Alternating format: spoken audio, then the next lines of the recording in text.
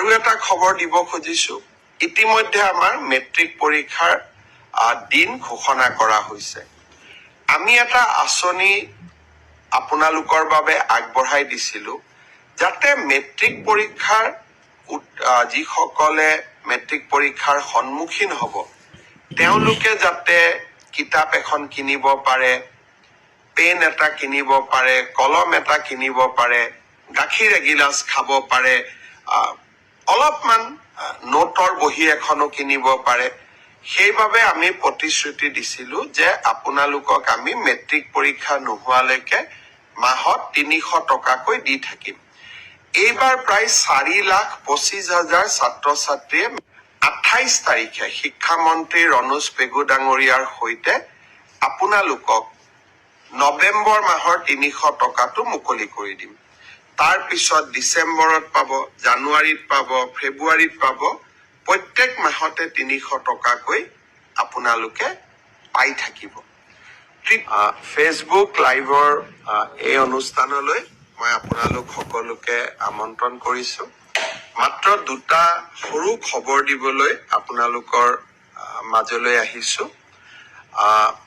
আপোনালোক সকলোৱে, বিশেষকৈ আমাৰ যুৱ বন্ধুসকল অত্যন্ত উৎকণ্ঠাৰে সৈতে অপেক্ষা কৰি আছিল যে পুলিচৰ কনিষ্টবল সকলৰ নিযুক্তি কেতিয়াৰে পৰা হ'ব বা কোনদিনাখন হ'ব।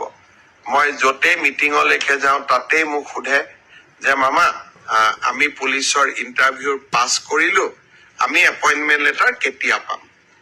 মই আপোনালোকক আজি জনাব খুজিছো যে আপোনালোকৰ উৎকণ্ঠাৰ অন্ত পৰিলে ৩ তাৰিখে গুৱাহাটীত আমি আপোনালোকক নিযুক্তি পত্ৰ বিতৰণ কৰিম।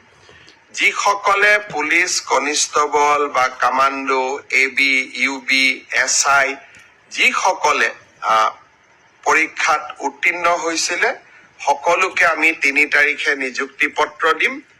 আপোনালোক নিযুক্তি পত্ৰ লবলৈ গুৱাহাটীলৈ আহিব, লগত দেউতা মা বা মাৰ এজনক লৈ আহিব।